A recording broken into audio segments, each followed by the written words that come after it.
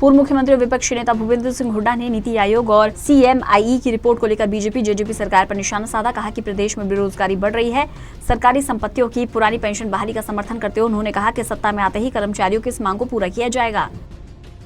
तो हमने कहा ये जो उन्होंने प्रस्ताव पास किया था, that is not acceptable to people of Haryana. And very clear, कोई वर्ड इससे ज्यादा ऑथेंटिक वर्ड हो नहीं सकता। नॉट एक्सेप्टेबल, इससे फालतू और क्या क्लियरिटी है?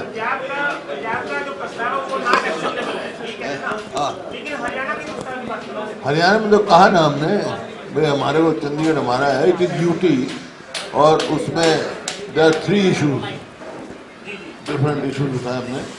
One is water, another is Hindi speaking territory, third is capital. तो first priority is for water, सबसे पहले वही है, और वही आधार लेके जब बात चली, उसी का झगड़ा था। हुड्डा ने कहा उनके शासनकाल में चंडीगढ़ SYL और हिंदी भाषी क्षेत्रों का मुद्दा मजबूती से रखा गया था। हमारी प्राथमिकता SYL नहर निर्माण को लेकर है, बाकी मुद्दे इसके बाद आते हैं। चंडीगढ़ पर एक अधिकार के पंजाब के दावे को खारिज करते हुए उन्होंने कहा चंडीगढ़ पर तो हिमाचल का भी हक है। उन्होंने कहा कि मुख्यमंत्री मनोहर लाल खट्टर को चाहिए कि वे प्रधानमंत्री से समय लें ताकि सभी दल मिलकर हरियाणा के हितों के बारे में अपनी बात रख सके।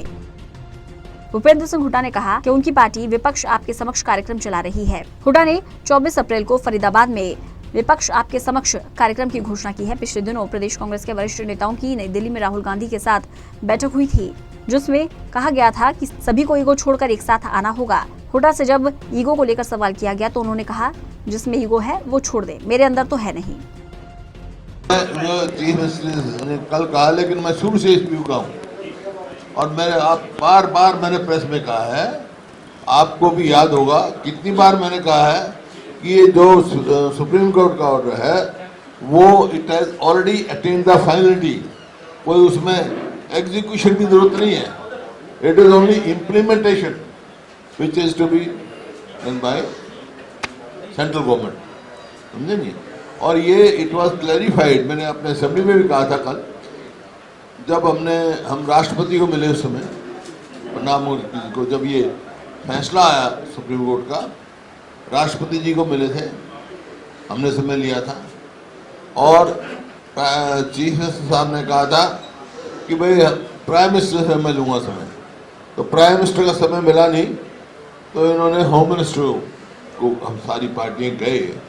और बहरहाल कर्मचारियों की पेंशन को लेकर भूपेंद्र सिंह हुड्डा ने स्पष्ट किया कि सत्ता में आते ही सरकारी कर्मचारियों की पुरानी पेंशन बहाल की जाएगी। चंडीगढ़ से टोटल न्यूज के लिए अनिल कुमार की रिपोर्ट।